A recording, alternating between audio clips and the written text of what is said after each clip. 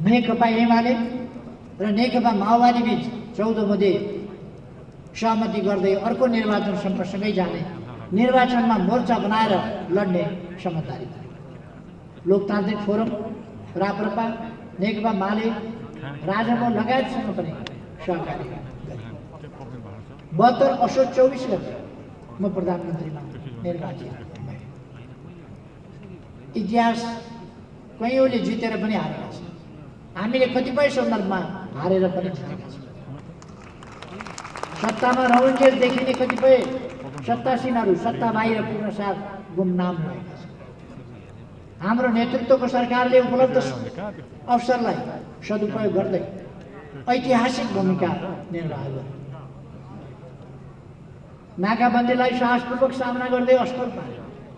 संविधान निर्माण प्रक्रियामा बाहिरिएका दलहरूलाई सहमतिमा ल्याउन 72 मङ्सिरमा संविधानको पहिलो संशोधन। प्रधानमन्त्रीको हैसियतमा मैले नाकाबन्दीको अन्त्यपछि मात्र भारत भ्रमण गरेँ। हाम्रो तर्फबाट सार्वभौम समानता, हस्तक्षेप, आपसी हित र सम्मानका आधारमा नेपालले भारतसँग विश्वासिलो सम्बन्ध राख्न चाहेको र भविष्यमुखी भएर सार्थक सहकार्य गर्न खोजेको चाहेको पनि हामीले बतायौँ। दुई देशबीचको सम्बन्ध सुधार गर्न भ्रमण सफल भयो। लगत्तै मैले चीनको भ्रमण गरेँ। पारवहन यातायात सम्झौता सहित विभिन्न 15वटा सम्झौता र सहमति गरियो। नेपालको भूपरिवेष्टित अवस्थालाई रूपान्तरण गरी पारवहनमा एकपक्षीय निर्भरतालाई अन्त्य गरियो। नेपालको स्वाभिमानलाई सुदृढ गर्न भ्रमण ऐतिहासिक रूपमा सफल भयो। दीर्घकालीन महत्त्वका रणनीतिक पूर्वाधारहरूको निर्माण सुरु गर्ने, सामाजिक न्याय र सुरक्षाको दायरालाई फराकिलो पार्ने र जनतामा आत्मविश्वास एवं भरोसा जगाउने महत्त्वपूर्ण कामको थालनी गरियो। तर चीन भ्रमणबाट फर्किए लगत्तै सरकार परिवर्तन गर्ने र मुलुकलाई अस्थिरतातर्फ धकेल्ने खेल सुरु भयो। बाह्य शक्तिको इसारामा प्रधानमन्त्रीलाई एउटा बजेटसम्म प्रस्तुत गर्न नदिई विस्थापित गर्ने योजनामा पुष्पकमल दाहाल, माधव नेपाल लगायत तीनै पात्रहरू क्रियाशील थिए, जसले 74 पछि मेरो नेतृत्वको सरकारलाई असफल बनाउन उसै गरी घेराउ, मोर्चाबन्दी र षड्यन्त्र गरे। आफैले प्रस्ताव गरेको आफ्नो पार्टी सम्मिलित नाकाबन्दीको सामना एवं पारवहन सन्धि जस्ता दूरगामी उपलब्धि हासिल गरेको सरकारलाई ढाल्न प्रचण्डद्वारा प्रधानमन्त्री विरुद्ध अविश्वासको प्रस्ताव पेश गरियो। यो षड्यन्त्र पुष्पकमल दाहाल, प्रचण्ड लगायत नेताहरू मित्र नीत, अवसरवाद, विभाजन र बाह्य शक्तिको सेवा गर्ने चरित्रको भत्ता दृश्य थियो। जनताको व्यापक समर्थन रहँदै पनि संसदभित्रको प्रतिकूल अङ्कगणितका कारण 73 साउन 9 गते मेरो राजीनामासँगै उक्त सरकार बहिर्गमित भयो। पुष्पकमल दाहाल, प्रचण्डको नेतृत्वमा काङ्ग्रेसको निर्णायक भूमिका रहेको सरकार बन्यो। संविधानमा अनेकौं हानिकारक प्रस्तावसहित संशोधनको दुष्प्रयास गरियो। एमाले नेतृत्वको सरकारले सुरु गरेका दूरगामी महत्त्वका कामलाई उल्टाउने दृष्टिले पार्टी साहसपूर्वक परिस्थितिको सामना गर्दै अघि बढ्यो। नेपाल कम्युनिस्ट पार्टीको स्थापना नेपाली श्रमजीवी वर्गको राजनीतिक प्रतिनिधिका रूपमा 2006 सालमा भएको थियो। कम्युनिस्ट पार्टीको स्थापना नेपालको राजनीतिक इतिहासको महत्त्वपूर्ण परिघटना थियो। कम्युनिस्ट पार्टीले देशभक्ति, सामाजिक सुधार एवं प्रजातान्त्रिक आन्दोलन जस्ता नेपाली जनताका आन्दोलनका विभिन्न धाराहरूको विरासतलाई समेट्दै आन्दोलनलाई सामन्तवाद, साम्राज्यवाद विरोधी जनवादी क्रान्तिको उचाइमा विकसित गर्यो। यस प्रथम विधान महाधिवेशनमा उपस्थित हुनुभएका प्रिय कमरेडहरू, सबभन्दा पहिले त म यहाँहरूलाई यस हामीले सुरु गरेको एउटा नयाँ अभ्यास विधान महाधिवेशन, यस सन्दर्भमा हार्दिक अभिवादन भन्न चाहन्छु, नमस्कार भन्न चाहन्छु र फेरि पनि यहाँहरूलाई स्वागत गर्न चाहन्छु। आज हामी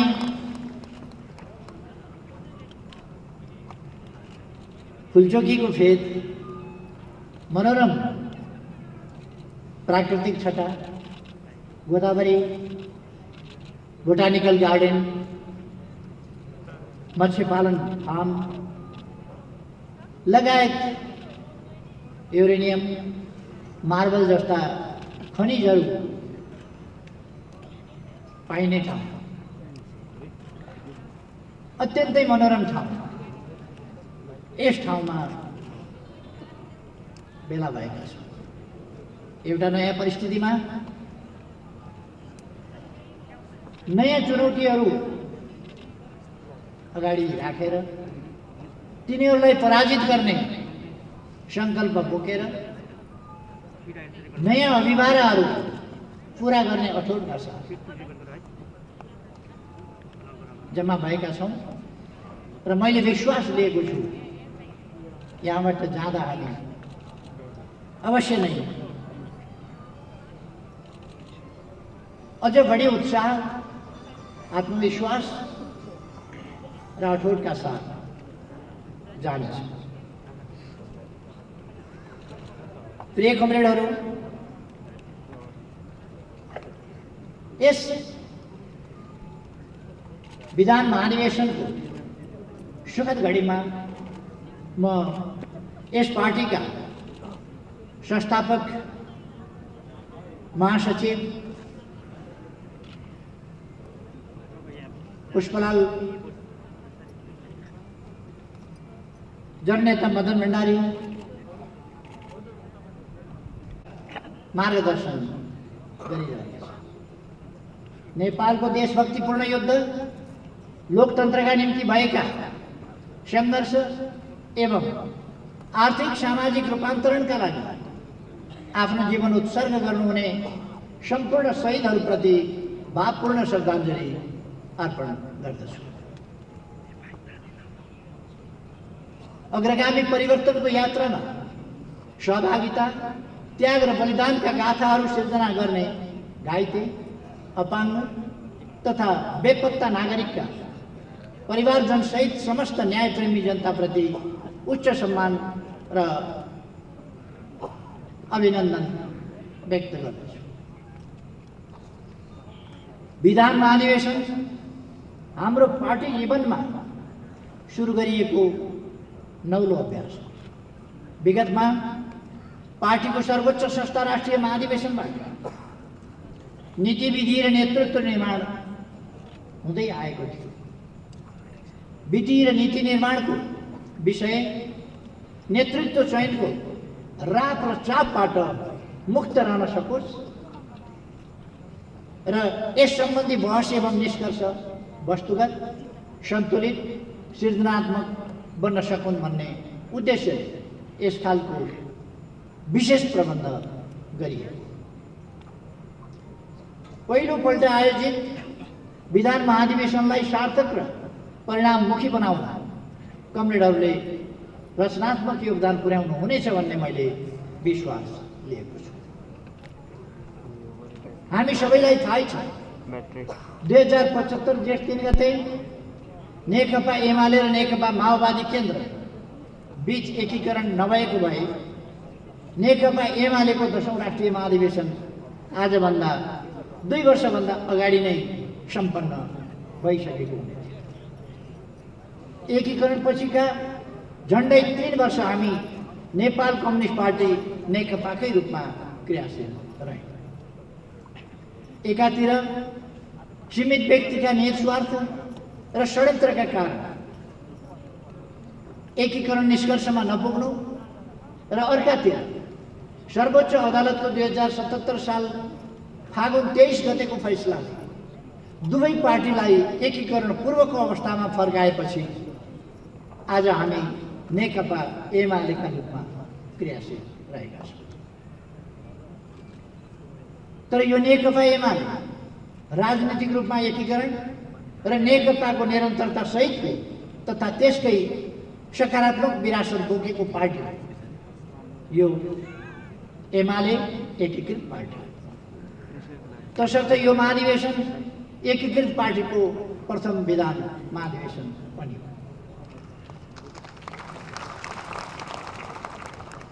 विधान महाधिवेशन आयोजना गरिरहेको यस घडीमा नेपाली कम्युनिस्ट आन्दोलन समक्ष नयाँ चुनौती र प्रतिकूलताहरू थपिएका छन्। विशाल सम्भावना सहित भएको पार्टी एकीकरण भङ्ग भएको छ। कम्युनिस्ट पार्टीका नाममा केही व्यक्तिहरूले आन्दोलनलाई नै बदनाम गर्ने काम गरेका छन्। नेकपा एमालेबाट केही व्यक्तिहरू बाहिरिएका छन्। उनीहरूले संगठनात्मक अराजकता, पदलोलुपता र फुटलाई प्रश्रय दिइरहेका छन्। हाम्रो पार्टी प्रतिपक्ष भूमिकामा फेरिएको छ। पार्टीका विरुद्ध घेराबन्दी र आक्रमणका नयाँ श्रृङ्खलाहरू सुरु भएका छन्। संविधान, लोकतन्त्र, स्थिरता र एकता समृद्धिको अभियान एवं राष्ट्रिय हितमाथि आक्रमण बढेको छ र मुलुकको भविष्य जोखिममा परेको छ।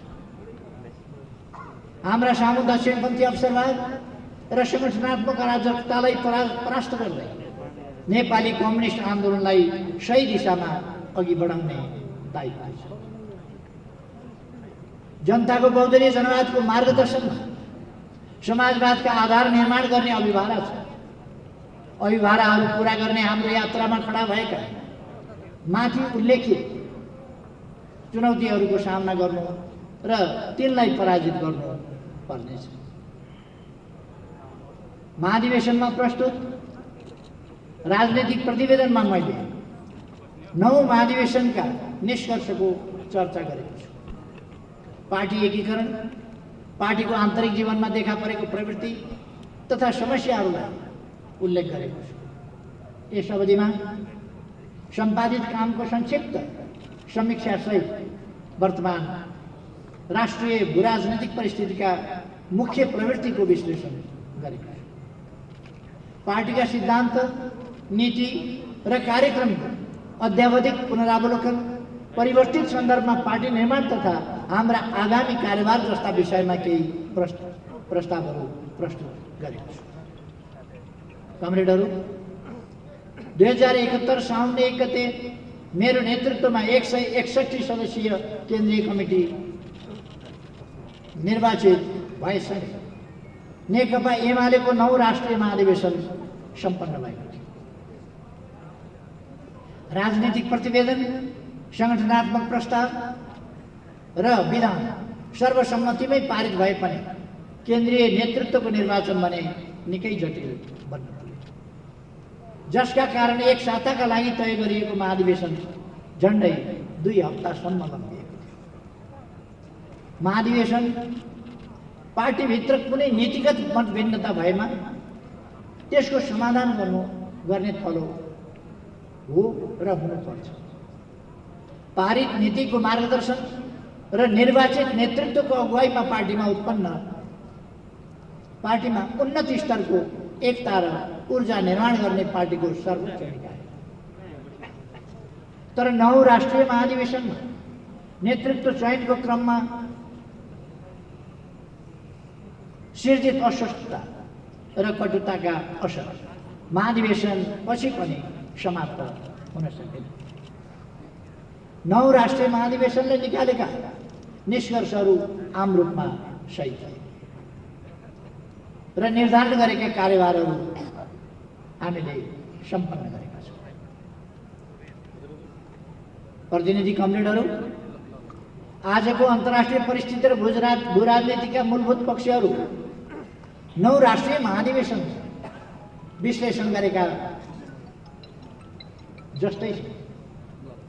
तर यस बीचमा केही नयाँ घटना र प्रवृत्तिको भने विकास भएको छ। जस्तै श्रमको स्वरूप र क्षेत्र, श्रम सम्बन्ध र शोषणका स्वरूपमा अकल्पनीय परिवर्तन आएका छन्। उत्पादनमा अत्याधुनिक प्रविधिको प्रयोगले श्रमिकहरूको ठूलो सङ्ख्यालाई बेरोजगार बनाइदिएको छ। भूमि उद्योग र वित्तीय पुँजीमाथि क्रमशः एकाधिकार जमाउँदै अघि बढेको विश्व पुँजीवाद यति बेला सूचना र ज्ञानमाथिको वर्चस्वमा केन्द्रित भएको छ। सूचना प्रविधिको तीव्र विकासले मानव जीवनमा थुप्रै सकारात्मक प्रभाव पनि पारेको छ। तर सूचनाको भण्डारण सीमित कम्पनीहरूको हातमा रहन र त्यसको प्रयोग दुरुपयोग एकाधिकार पनि उनीहरूसँगै रहनुले समाजमा नयाँ चुनौती समेत थपेको छ।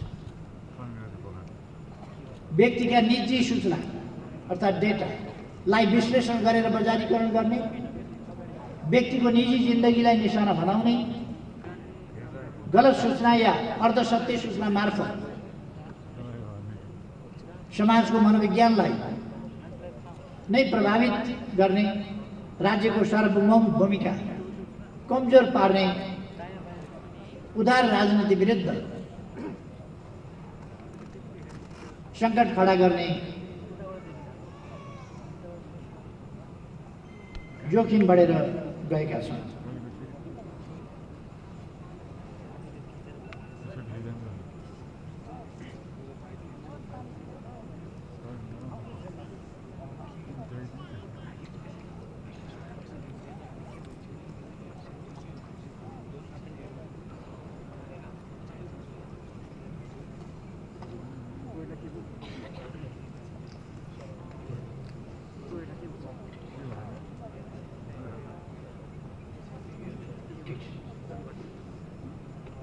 विज्ञान प्रविधिको अभूतपूर्व विकासले मानव जीवनलाई सरल र सुविधा सम्पन्न तुल्याउन सकिने आधार निर्माण भयो।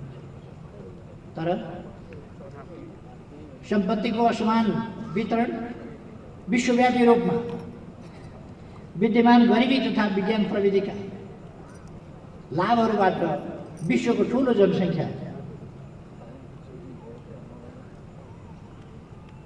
वञ्चित हुनु परेको अवस्थाका कारण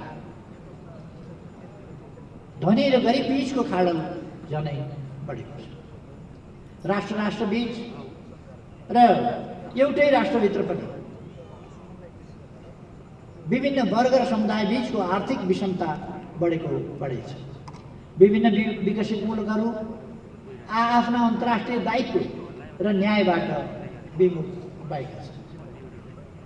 अल्पविकसित र विकासशील मुलुकमा प्रभाव हुनुपर्ने विकास सहायता र लगानीमा कटौती भएको छ।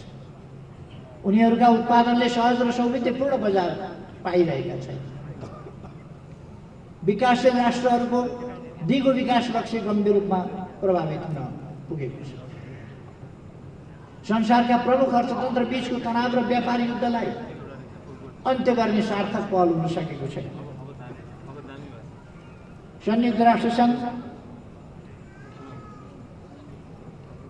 र यस अन्तर्गत मानवाधिकार परिषद, जलवायु सम्झौता जस्ता संस्था प्रबन्धलाई निष्प्रभावित तुल्याउने कोसिस भएको छ। शस्त्रास्त्रको होड तथा पारमाणविक, रासायनिक, जैविक एवं आम विनाशका हतियारको विस्तार र सङ्कलनले विश्व शान्तिमाथि खडा गरेको चुनौती कायम छ। विश्व शक्ति सन्तुलनमा तीव्र परिवर्तन देखा परेको छ। लामो समयसम्म युरोप अमेरिका केन्द्रित विश्व ढाँचामाथि चीनको उदय, शक्तिशाली राष्ट्रका रूपमा रुसको पुनरागमन, ब्रिक्स, साङ्घाई सहकारी सङ्गठन लगायत क्षेत्रीय शक्ति र सङ्गठनहरूको भूमिकाले चुनौती बढाएका छन्, दिएका छन्। विश्व बहुध्रुवीय बन्दै गएको छ। चीनसँगको सम्बन्ध लगायत प्रश्नमा युरोपले सापेक्ष स्वतन्त्र दृष्टिकोण राख्न थालेको छ। विश्व प्रतिस्पर्धाको केन्द्र एसिया प्रशान्त क्षेत्र बन्न थालेको छ। अमेरिकाले अगाडि सारेको इन्डो पेसिफिक स्ट्राटेजी यसै विषयतिर लक्षित छ।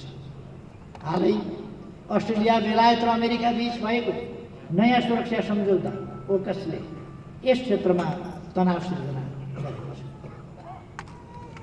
लोकतान्त्रिक प्रणालीमाथि विभिन्न मुलुकमा चुनौती खडा भएको छ।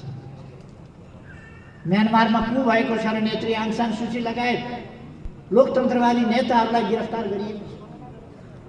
शान्तिपूर्ण प्रदर्शनमाथि हिंसात्मक दमन भएको छ। ल्याटिन अमेरिकाका विभिन्न मुलुकमा वामपन्थी सरकार र आन्दोलनलाई असफल बनाउन हस्तक्षेप र षड्यन्त्र जारी छ। यसका बावजुद त्यहाँ वामपन्थी आन्दोलनले नयाँ गति पनि लिइरहेको छ। सन् 2019 को अन्त्यतिरबाट सुरु भएको कोभिड-19 महामारीले विश्वलाई आक्रान्त तुल्याएको छ। यस महामारीले विश्व अर्थतन्त्रलाई 1930 को आर्थिक मन्दी र दोस्रो विश्वयुद्धले भन्दा गहिरो धक्का पुर्याएको छ। यो महामारी हाम्रो पुस्ताले सामना गरेको सबैभन्दा ठुलो स्वास्थ्य चुनौती। वैज्ञानिकहरूले 8 महिनामै कोभिड विरुद्धको खोप आविष्कार गरेर महत्त्वपूर्ण उपलब्धि हासिल गरे पनि खोपको असमान वितरण आज गम्भीर चुनौती बनेको छ। खोप राष्ट्रवाद, भाइरस एवं खोपका विषयमा देखिएको राजनीतिकरण विडम्बनापूर्ण छ। जलवायु परिवर्तन आज पृथ्वी र पृथ्वीवासी दुवैका सामने असाधारण चुनौतीका रूपमा उपस्थित भएको छ। जलवायु परिवर्तनका विरुद्ध बलियो अन्तर्राष्ट्रिय साझेदारीको खाँचो छ। औद्योगिक राष्ट्रहरूले देखिने गरी कार्बन उत्सर्जन घटाउनु र हरित अर्थतन्त्र एवं हरित विकासका लागि ठोस कदम चाल्नु आवश्यक भएको छ। जोखिममा परेका मुलुकका लागि वित्तीय सुविधा अत्यावश्यक छ। चीन र भारत बीच सुरु हुन लागेको संवाद, समझदारी र सहकार्यलाई तनाव र सीमा विवादले विस्थापन गर्दै लगेको छ। दुई देशबीच संवाद भए पनि समस्या कायम नै छ। दुई देशबीचको तनावको असर समग्र दक्षिण एसियामा अनुभूत भइरहेको छ।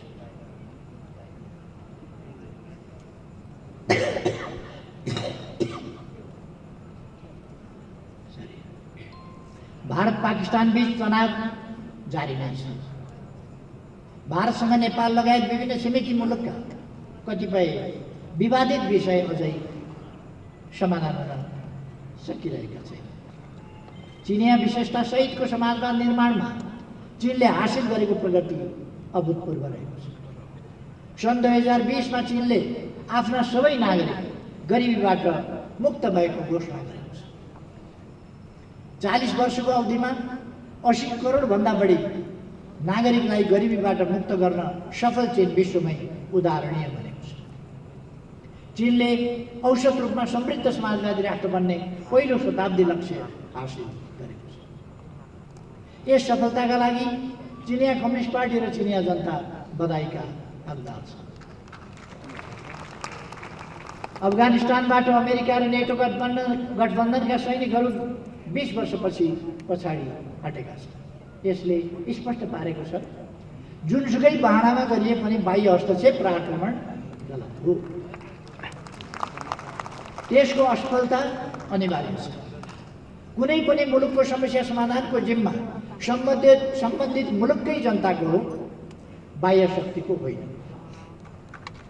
अफगानिस्तान घटनाका बाँचिका दक्षिण एसियामा पर्न सक्ने र अफगानिस्तानलाई लिएर भू राजनैतिक तनाव सिर्जना हुन सक्ने सम्भावनालाई पनि ध्यानमा राख्दै नेपाल स्पष्ट रूपमा हस्तक्षेप, लोकतन्त्र, खुल्लापन र क्षेत्रीय शान्तिका पक्षमा दृढतापूर्वक उभिनु पर्दछ।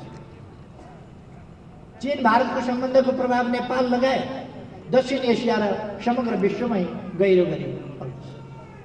हामी चीन र भारत बीचको सीमा समस्या लगायतका मतभिन्नताहरू चाँडै समाधान हुन् र दुई देशबीच सार्थक साझेदारी विकास होस् भन्ने चाहन्छौँ।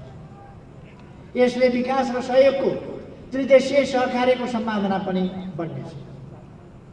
नेपाल आफ्नो भूभाग कुनै पनि छिमेकी तथा मित्र राष्ट्रहरूका विरुद्ध प्रयोग हुन नदिने नीतिमा दृढ छ। त्यसैगरी नेपाल एक चीन नीतिमा अडिग छ। नेपाल भारत सीमा पार अपराध नहोस् र आतंककारीले लाभ उठाउन नसकुन् भन्ने विषयमा भारतको चासो देखिन्छ। भारतसँगको व्यापार घाटा लिपुलेक, लिम्पिया, धुरा र कालापानी र सुस्ता क्षेत्रमा नेपाली भूभाग फिर्ता, सीमाको व्यवस्थापन, नेपालको आन्तरिक मामलामा हुने अनावश्यक चासो र हस्तक्षेप जस्ता विषयमा नेपालको चासो र सरकार हामी हाम्रा छिमेकीका जायज चासो र सरकारप्रति सजग छौँ। त्यस्तै सजगता र सम्मान हामी हाम्रा मित्रहरू विशेष त छिमेकीहरूबाट चाहन्छौँ। दुई देश बीचका समस्यालाई जिम्मेवार कूटनीतिक पहलका माध्यमबाट समाधान गर्न हामी चाहन्छौँ। कमरेडहरू, हामी नयाँ र न्यायपूर्ण विश्व व्यवस्थाका पक्षमा दृढतापूर्वक उभिन्छौँ। उत्पीडित राष्ट्रहरू तथा श्रमजीवी वर्गका हक हित र मुक्तिका आन्दोलनमा ऐक्यबद्धता जाहेर गर्दछौँ र आफ्नो ठाउँबाट विश्व शान्ति, न्याय, समानता र समाजवादी आन्दोलनलाई हामी सहयोग गर्दछौँ। हाम्रो विदेश नीतिको साथ राष्ट्रिय हितको रक्षा र सम्वर्धन गर्दै सबैसँग मित्रता कायम गर्नु र कसैसँग पनि वैरभाव नराख्नु, विश्वका सबै देशसँग सार्वभौम समानता, अहस्तक्षेप, पारस्परिक सहयोग तथा सम्मानमा आधारित सम्बन्ध विकास गर्नु, नेपालको छविलाई शान्तिको पक्षधर, लोकतान्त्रिक र प्रगतिशील राष्ट्रको रूपमा विश्व सामु स्थापित गर्नु, वातावरण लगायतका साझा सवालमा सहमति र साझा प्रयासका साथ अगाडि बढ्नु। यी हाम्रा विदेश नीतिका आधारभूत कुराहरू।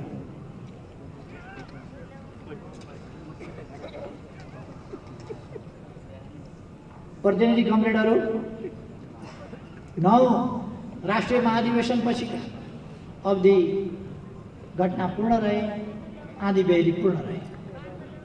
विनाशकारी भूकम्प पीडितको सेवामा स्वयंसेवक परिचालन, संविधान सभाबाट संविधान निर्माण र घोषणा, नेकपा एमाले नेतृत्वको सरकार गठन, नाकाबन्दीका विरुद्ध सशक्त प्रतिरोध र अभूतपूर्व राष्ट्रिय एकताको प्रदर्शन, चीनसँग पारवन र यातायात सम्झौता, एमाले विरुद्ध षड्यन्त्र र सरकारबाट विस्थापन, मेची महाकाली राष्ट्रिय अभियान, स्थानीय निर्वाचन र ऐतिहासिक सफलता, हामीले आम निर्वाचनभन्दा अघि सामना गरेका घटनाहरू। यी सबै घटनाहरूमा हामीले प्रभावकारी भूमिका निर्वाह गर्यौँ र पार्टीको नेतृत्व स्थापित गर्यौँ। स्मरणका लागि यहाँ केही प्रसङ्ग चर्चा गर्न चाहन्छु। 72 साल वैशाख 12 गते गएको विनाशकारी भूकम्पबाट सिर्जित राष्ट्रिय विपत्तिले राजनीतिक दलहरूमाथि मतभिन्नता थापी राख्दै उद्धार, राहत र पुनर्स्थापनामा केन्द्रित हुन दबाव सिर्जना। संविधान सभाको दोस्रो निर्वाचन भएको पनि 1.5 वर्षभन्दा बढी समय बितिसकेको थियो। विभिन्न चलखेल देखा पर्न थालिसकेका थिए। भूकम्पबाट पीडामा परेका जनता र दलहरू बीचको भूकम्पबाट पीडामा परेका जनता दलहरू बीचको खिचातानीबाट व्यग्र र असन्तुष्ट भइरहेका थिए। संविधान निर्माणमा थप विलम्ब गर्नु उचित थिएन। यसै पृष्ठभूमिमा 2072 जेठमा नेकपा एमाले, नेपाली कङ्ग्रेस र नेकपा माओवादी बीच 16 बुँदे सहमति गरियो, जसमा संविधान निर्माणका आधारभूत प्रश्नबारे मोटामोटी खाका बनाइयो। तर मधेस केन्द्रित दलहरू भने सहमतिमा आउन तयार भए। यस क्रममा विभिन्न स्थानमा हिंसक र अराजक घटनाहरू प्रायोजित हुन थाले। 72 साल भदौ 7 गते कैलालीको टिकापुरमा 8 जना सुरक्षाकर्मी र 1 जना निर्दोष बालकको ज्यानै लिने गरी अत्यन्त त्रासद र विभत्स घटना घटाइयो। सुर्खेत लगायत पहाडी भूभागमा पनि हिंसाका घटना भए। मधेस केन्द्रित दलका कतिपय नेताहरूले संविधान निर्माणमा बाह्य हस्तक्षेपको माग गरे। असन्तुष्टि, विरोध र हिंसालाई देखाएर संविधान निर्माणमा विलम्ब गर्नुपर्ने तर्क प्रस्तुत हुन थाल्यो। कांग्रेस र माओवादीका कतिपय नेताहरूको उत्तेजना र हिंसा फैलाउने घटनामा सहभागिता देखियो। कतिपय बाह्य हस्तक्षेप, कतिपय बाह्य पक्ष संविधान बन्न नदिन खुल्ला रूपमा दबाव र हस्तक्षेपमा उत्रिन थाले। यस हस्तक्षेपको असर विभिन्न राजनैतिक दल, सरकार एवं अन्य संस्थामा पनि देखिन थाले। नियोजित रूपमा सुरु भएका गतिविधिलाई आधार बनाएर संविधान निर्माण हुँदैन थियो, सकिँदैन थियो र हामीले रोक्यौँ। संविधान निर्माणमा जति ढिलाइ भयो यसलाई जारी गर्नु त्यति नै असम्भव हुने थियो। तसर्थ हाम्रो पार्टीले संविधान जारी गर्न निर्णायक हस्तक्षेप गर्यो। मूलतः हाम्रो पार्टीको अग्रसरता, नेतृत्व र निर्णायक भूमिकाका बलमा 2072 साल भदौ 30 गते संविधान सभाबाट नेपालको संविधान निर्माण भयो र त्यसै वर्ष आश्विन 3 गते संविधान जारी भयो। यस संविधानले नेपालको राष्ट्रिय सार्वभौमिकता, भौगोलिक अखण्डता, स्वाधीनता र नेपाली जनतामा निहित सार्वभौम सत्ता बाहेकका अन्य विषय जनताको इच्छा अनुसार संवैधानिक बाटोबाटै परिवर्तन गर्न सकिने आधार निर्माण गर्यो। यसले राजनीतिक परिवर्तनका नाममा हुने हिंसा र विद्रोहको आधार समाप्त गरिदियो। शान्तिपूर्ण र वैधानिक बाटोबाट समाजवाद निर्माण गर्ने आधार तयार भएको छ। यसमार्फत सामाजिक न्याय सहितको लोकतन्त्रको प्रत्याभूति भएको छ। आर्थिक, सामाजिक, सांस्कृतिक अधिकारहरू मौलिक हकका रूपमा सुनिश्चित भएका छन्। सारमा नेपाली जनताको आफ्ना प्रतिनिधिहरूबाट निर्मित संविधानबाट शासन सञ्चालन हुने दशकौं पुरानो सपना यस संविधान मार्फत साकार भएको छ। नेपाली जनताका 7 दशकभन्दा लामो आन्दोलन र क्रान्तिका उपलब्धिहरूलाई यस संविधानले संस्थागत गरेको छ। यससँगै नेपाली समाज राजनीतिक स्थायित्व र समृद्धिको चरणमा प्रवेश गरेको छ। संविधान तत्कालीन शक्ति सन्तुलनको दस्तावेज। तत्कालीन शक्ति सन्तुलनका दृष्टिले यो ऐतिहासिक दस्तावेज। संविधान निर्माणमा खेलेको सक्रिय, रचनात्मक, अग्रणी र नेतृत्वदायी भूमिकाका लागि नेकपा एमाले गर्व गर्दछ। आगामी दिनमा संविधानको रक्षा, कार्यान्वयन र विकासमा पार्टीले यसै गरी नेतृत्वदायी भूमिका खेल्नेछ भन्ने कुरा म दोहोऱ्याउन चाहन्छु। कमरेडहरू, विनाशकारी भूकम्प नेपालका लागि आर्थिक, सामाजिक र सांस्कृतिक दृष्टिले एउटा अग्नि परीक्षा नै थियो। विनाशको घडीमा सरकारको मुख मात्र ताक्नु वा बाह्य दाताहरूको भर परेर बस्नु उचित हुँदैन थियो। तसर्थ हाम्रो पार्टीले स्वयंसेवक परिचालन गर्ने निर्णय गर्यो। पार्टीको आह्वानमा झन्डै 50,000 स्वयंसेवकहरू भूकम्प पीडितको सेवामा थिए। उनीहरूले 1 महिनाको अवधिमा 27,000 भन्दा बढी घर टहराहरू बनाए। 23,000 भन्दा बढी घर र विद्यालयका भग्नावशेष सफा गरे र हजारौं अस्थायी कक्षा कोठा निर्माण गरे। यति विशाल, सशक्त र प्रभावकारी स्वयंसेवक परिचालन कमसेकम नेपालको समकालीन इतिहासकै विशिष्ट। तराई मधेसबाट दुर्गम पहाड, पूर्वबाट पश्चिम अनि पश्चिमबाट पूर्वका जिल्लामा परिचालन गरिएका स्वयंसेवक मार्फत नेपाली समाजको यथार्थ अवस्थालाई गहिरो गरी बुझ्न, अन्तर समुदाय एकता सुदृढ गर्न तथा युवाहरूमा स्वयंसेवी भावनाको विकास गर्न ठुलो योगदान पुगेको छ। यस सफल अभियानका लागि पनि पार्टी गर्व गर्दछ। 72 सालको नेपालमाथिको नाकाबन्दी 6 महिना अगाडि मात्रै विनाशकारी भूकम्पले ठिलठिलो पारेको मुलुकमाथि अनाहकमा लादिएको अमानवीय र अन्तर्राष्ट्रिय कानुन विरुद्धको व्यवहार थियो। इतिहासकै यस्तो कठिन घडीमा नेपाली जनताले अभूतपूर्व एकता, संयम र देशभक्ति प्रदर्शन। नाकाबन्दीलाई नाकाबन्दी भन्न सम्म नसक्ने गरी लाचारी देखाएको कतिपय शक्तिहरूले त्यस्तो लाचारी देखाएको बेला मधेस केन्द्रित दलहरूले तराईमा हिंसा र उत्तेजनाको श्रृङ्खला जारी राखेको बेला अन्य राजनीतिक दल, नागरिक समाज, सञ्चार माध्यम र समग्र राष्ट्र नाकाबन्दी विरुद्ध एकजुट भएर लाग्यो। बरु भोकै पर्ने तर बाह्य दबाव सामु घुँडा नटेक्ने नेपाली स्वाभिमान प्रदर्शन। सरकारको नेतृत्वमा राष्ट्रिय एकताको अनुपम दृष्टान्त नेपाली जनताले प्रस्तुत गरे। अन्ततः 72 माघमा भारतीय नाकाबन्दी अन्त्य भयो।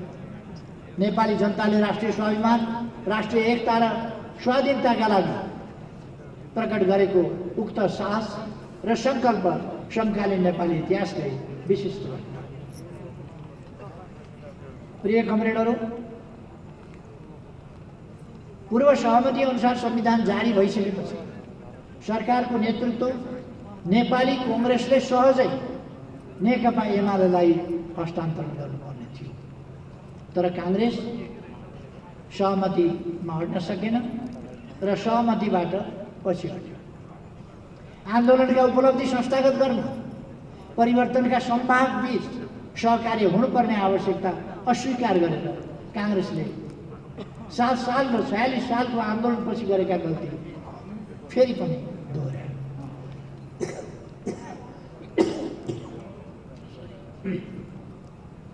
नेकपा एमाले र नेकपा माओवादी बीच 14 मध्ये सहमति गर्दै अर्को निर्वाचनसम्म सँगै जाने, निर्वाचनमा मोर्चा बनाएर लड्ने समझदारी भयो। लोकतान्त्रिक फोरम, राप्रपा, नेकपा माले, राजमो लगायतसँग पनि सहकारी गरे। 72 असोज 24 गते म प्रधानमन्त्रीमा निर्वाचित भएँ। इतिहास कैयौँले जितेर पनि हारेका छन्। हामीले कतिपय सन्दर्भमा हारेर पनि जितेका छौँ। सत्तामा रहन्जेल देखिने कतिपय सत्तासीनहरू सत्ता बाहिर पुग्न साथ गुमनाम भएका छन्। हाम्रो नेतृत्वको सरकारले उपलब्ध अवसरलाई सदुपयोग गर्दै ऐतिहासिक भूमिका निर्वाह गर्यो। नाकाबन्दीलाई साहसपूर्वक सामना गर्दै असफल पार्यो। संविधान निर्माण प्रक्रियामा बाहिरिएका दलहरूलाई सहमतिमा ल्याउन 72 मङ्सिरमा संविधानको पहिलो संशोधन गरियो। प्रधानमन्त्रीको हैसियतमा मैले नाकाबन्दीको अन्त्यपछि मात्र भारत भ्रमण गरेँ। हाम्रो तर्फबाट सार्वभौम समानता, हस्तक्षेप, आपसी हित र सम्मानका आधारमा नेपालले भारतसँग विश्वासिलो सम्बन्ध राख्न चाहेको र भविष्यमुखी भएर सार्थक सहकार्य गर्न खोजेको चाहेको पनि हामीले बतायौँ। दुई देश बीचको सम्बन्ध सुधार गर्न भ्रमण सफल भयो। लगत्तै मैले चीनको भ्रमण गरेँ। पारवहन यातायात सम्झौता सहित विभिन्न 15वटा सम्झौता र सहमति गरियो। नेपालको भूपरिवेष्टित अवस्थालाई रूपान्तरण गरी पारवहनमा एकपक्षीय निर्भरतालाई अन्त्य गरियो। नेपालको स्वाभिमानलाई सुदृढ गर्न भ्रमण ऐतिहासिक रूपमा सफल भयो। दीर्घकालीन महत्त्वका रणनीतिक पूर्वाधारहरूको निर्माण सुरु गर्ने, सामाजिक न्याय र सुरक्षाको दायरालाई फराकिलो पार्ने र जनतामा आत्मविश्वास एवं भरोसा जगाउने महत्त्वपूर्ण कामको थालनी गरियो। तर चीन भ्रमणबाट फर्किए लगत्तै सरकार परिवर्तन गर्ने र मुलुकलाई अस्थिरतातर्फ धकेल्ने खेल सुरु भयो। बाह्य शक्तिको इसारामा प्रधानमन्त्रीलाई एउटा बजेटसम्म प्रस्तुत गर्न नदिई विस्थापित गर्ने योजनामा पुष्पकमल दाहाल, माधव नेपाल लगायत तीनै पात्रहरू क्रियाशील थिए, जसले 74 पछि मेरो नेतृत्वको सरकारलाई असफल बनाउन उसै गरी घेराउ, मोर्चाबन्दी र षड्यन्त्र गरे। आफैले प्रस्ताव गरेको आफ्नो पार्टी सम्मिलित नाकाबन्दीको सामना एवं पारवहन सन्धि जस्ता दूरगामी उपलब्धि हासिल गरेको सरकारलाई ढाल्न प्रचण्डद्वारा प्रधानमन्त्री विरुद्ध अविश्वासको प्रस्ताव पेश गरियो। यो षड्यन्त्र पुष्पकमल दाहाल, प्रचण्ड लगायत नेताहरू मित्र नीत, अवसरवाद, विभाजन र बाह्य शक्तिको सेवा गर्ने चरित्रको भत्ता दृश्य थियो। जनताको व्यापक समर्थन रहँदै पनि संसदभित्रको प्रतिकूल अङ्कगणितका कारण 73 साउन 9 गते मेरो राजीनामासँगै उक्त सरकार बहिर्गमित भयो। पुष्पकमल दाहाल प्रचण्डको नेतृत्वमा काङ्ग्रेसको निर्णायक भूमिका रहेको सरकार बन्यो। संविधानमा अनेकौं हानिकारक प्रस्तावसहित संशोधनको दुष्प्रयास गरियो। एमाले नेतृत्वको सरकारले सुरु गरेका दूरगामी महत्त्वका कामलाई उल्टाउने दृष्टिले पार्टी साहसपूर्वक परिस्थितिको सामना गर्दै अघि बढ्यो।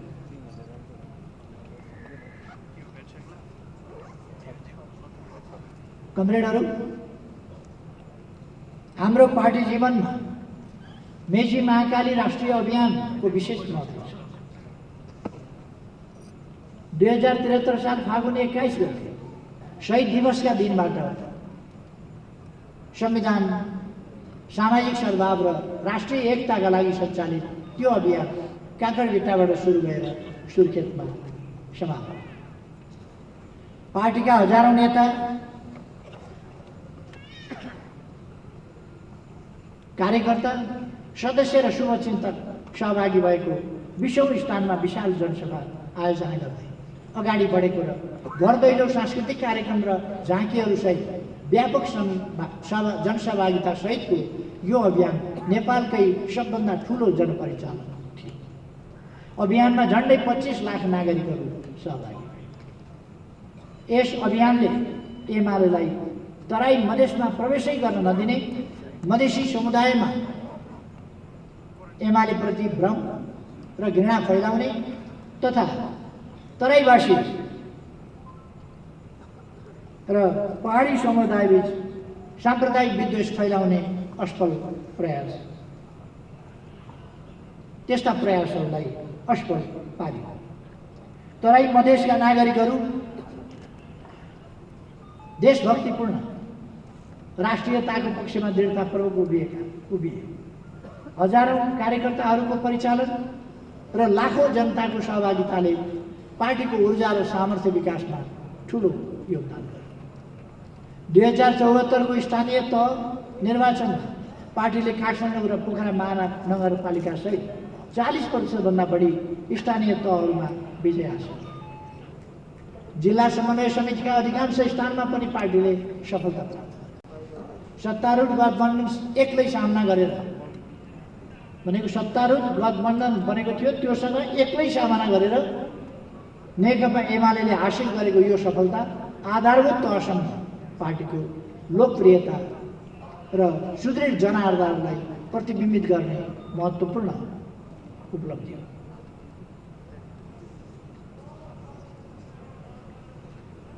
आज यस महाधिवेशनमा स्थानीय तहमा विजयी प्रमुख उपप्रमुख सहित विजयी जनप्रतिनिधि कमरेडरलाई सम्बोधन गर्न पाउँदा मलाई खुसी लागेको छ र गर्व लागेको छ। प्रतिनिधि कमरेडहरू, 75 जेठ 3 गते नेपाल कम्युनिस्ट पार्टी नेकपा एमाले र नेपाल कम्युनिस्ट पार्टी माओवादी केन्द्रबीच पार्टी एकीकरण भयो। यो नेपाली राजनीतिको एउटा ऐतिहासिक परिघटना हो। यस समय हाम्रो कम्युनिस्ट आन्दोलनमा 2027-28 सालदेखि एकातिर झापा आन्दोलन, कोअर्डिनेसन केन्द्र, नेकपा माले, नेकपा एमाले हुँदै विकसित भएको प्रमुख धार र अर्कोतिर केन्द्रीय न्युक्लियस, चौथो महाधिवेशन, मशाल एकता केन्द्र, नेकपा माओवादी हुँदै विकसित भएको आन्दोलनको अर्को मुख्य धार एकीकृत भई नेपाली कम्युनिस्ट आन्दोलनको टुटेको कडी झन्डै 50 वर्षपछि फेरि जोडियो।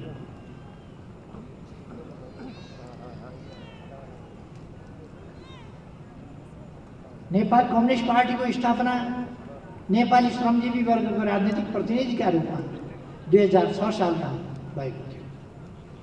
कम्युनिस्ट पार्टीको स्थापना नेपालको राजनीतिक इतिहासको महत्त्वपूर्ण परिघटना थियो। कम्युनिस्ट पार्टीले देशभक्ति, सामाजिक सुधार एवं प्रजातान्त्रिक आन्दोलन जस्ता नेपाली जनताका आन्दोलनका विभिन्न धाराहरूको विरासतलाई समेट्दै आन्दोलनलाई सामन्तवाद, साम्राज्यवाद विरोधी जनवादी क्रान्तिको उचाइमा विकसित गर्यो। यहाँनिर नेपालको पहिलो राजनीतिक पार्टी प्रजा परिषद अनेकौं आरोह अवरोह पश्चात नेकपा एमालेमा समाहित भएको र यसको विरासत पनि कम्युनिस्ट पार्टीले अगाडि बढाएको प्रसङ्ग पनि स्मरणीय छ, म यहाँ उल्लेख गर्न चाहन्छु।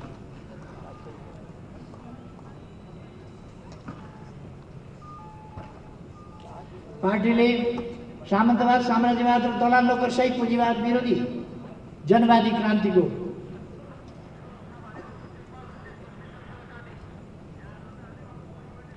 तात्कालीन एवं समाजवाद तथा साम्यवाद स्थापनाको दीर्घकालीन लक्ष्य लिएको थियो।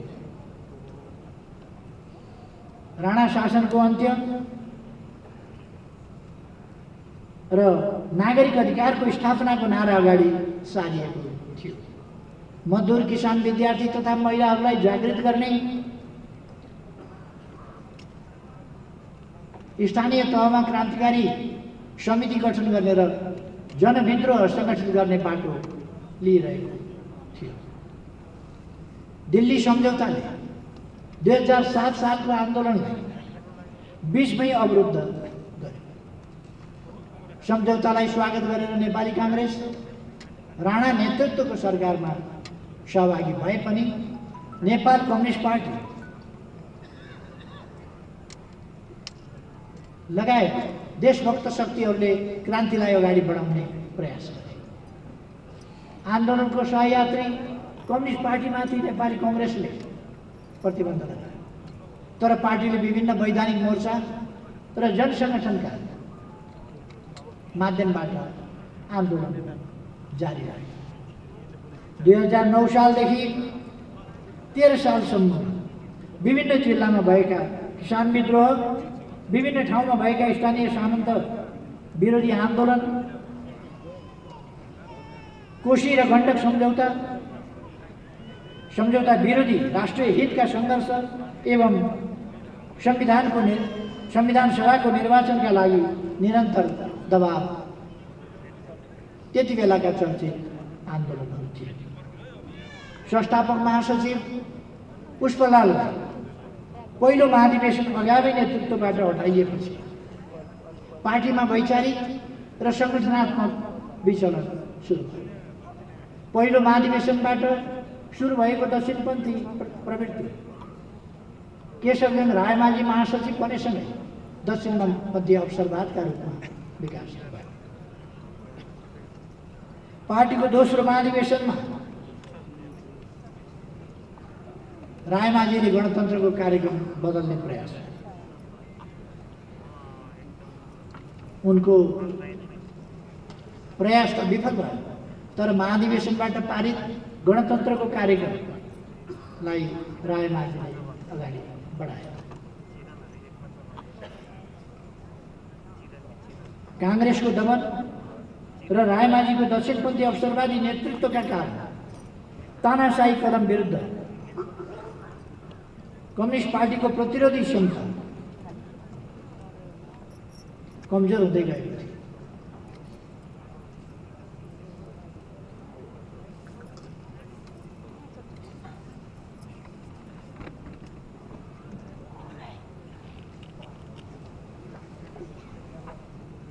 दुई 2018 सालमा आयोजित दरभङ्गा प्लेनमले केशवचन्द्र रायमाझीलाई महासचिवबाट हटाए। उनी तेस्रो महाधिवेशनबाट पार्टीबाटै निष्कासित भए, तर तेस्रो महाधिवेशनबाट पारित राष्ट्रिय प्रजातन्त्रको कार्यक्रम र सर्वाधिकार सम्पन्न संसदको स्थापनाको नाराले आन्दोलनलाई सही दिशा दिन सक्यो।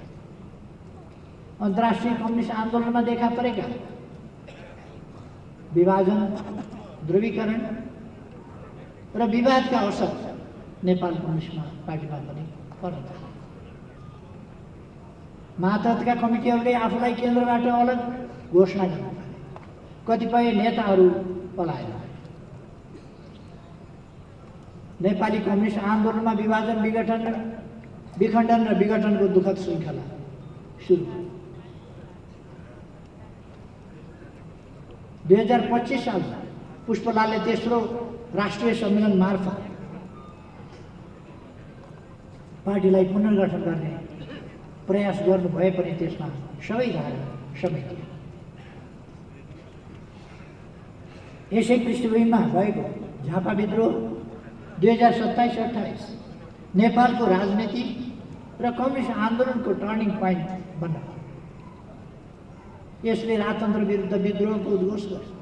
कम्युनिस्ट आन्दोलनमा उत्पन्न शिथिलता र अकर्मण्यताका विरुद्ध बलिदान, विद्रोह र पुनर्गठनको ऊर्जा सिर्जना गर्छ।